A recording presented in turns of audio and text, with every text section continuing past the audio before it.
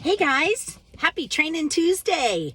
I am in my car because, and I'm going to keep a positive attitude about this because I'm going to talk about positivity, but I am in my car because I'm helping my daughter coordinate her moves. So I want to talk about positivity.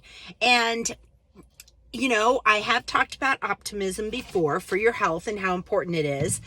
And in the real world, sometimes that's hard. Sometimes we need some tools to help us stay positive. Some people are not just normally having an optimistic attitude and looking for the best in things. And so there are lots of different ways that you can do that, though.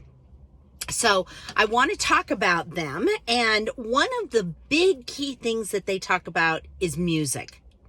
And they say, put together a positive playlist. And think about that. Like, I know I used to listen to music all the time. And I think when you're in your up to your 20s, 30s, you do that. It's just a thing you go to. You have your playlists. And some people do still. They've got workout lists and things like that. But, I'm 57 and I've gone a little bit away from music. And that's bad because I know whenever I turn it on, I love it. It does. It is an immediate burst.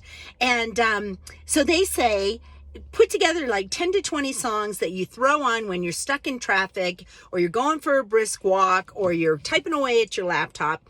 And the song that they use, which I absolutely love, because this is one of my favorite songs, is Walking on Sunshine.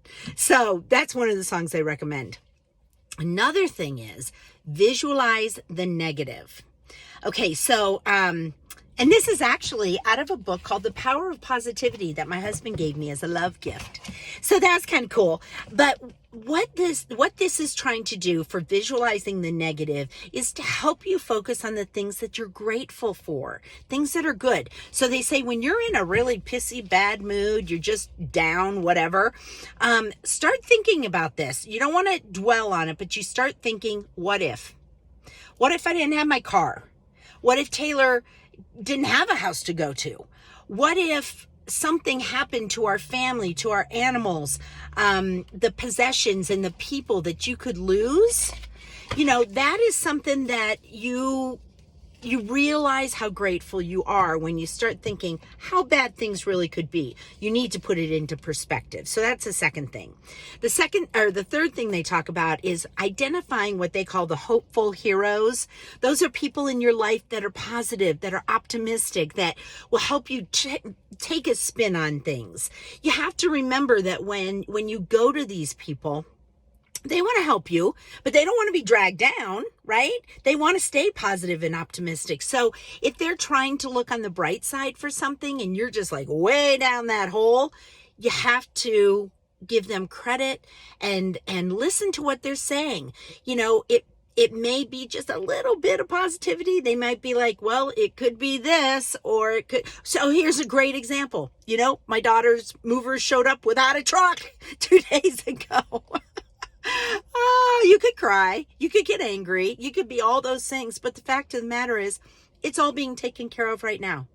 So it wasn't as bad as it seemed. And I was there to help support her. I was her hopeful hero. Another thing is scheduling time to fret, as they say. So a lot of times people do this with their fears too. Something comes, you're going to go do something. You have to do a presentation or a speech of some sort, and you're really nervous, and you say, know what, fear? You go sit over there. I'll take care of you later. Well, same thing with this. When you start getting negative, you start to worry about things. Worrying is bad for you, okay? So schedule a time. 3:00, I'm going to have 10 minutes that all I'm going to do is worry. Does not sound like fun, but that's what they say. So when a thought comes into your mind, write it down if you want to, so you don't forget that at 3:00, you're going to spend that 10 minutes thinking about that and worrying about it, and then it's done. So you're kind of compartmentalizing that. Another thing they talk about is, all right, what do we like all die when it says, what's your password? Do you remember your password? Nobody ever remembers their flipping passwords. So what they say is we have to put them in so many times. do something really fun.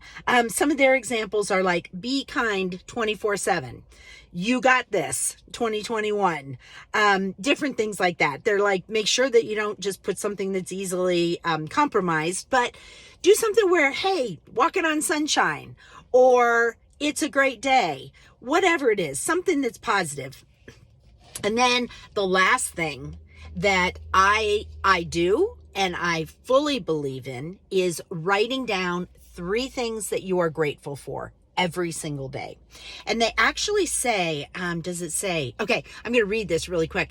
Experts in positive psychology encourage people to count their blessings, 3 of them to be exact. And this is by Martin Seligman, who is a PhD. And he authored a book called Learned Optimism, How to Change Your Mind and Your Life.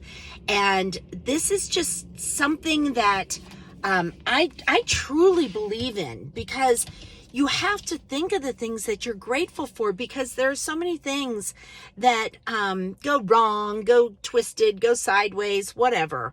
But in the big scheme of things, like, don't get down at Verizon, they used to say, in the weeds.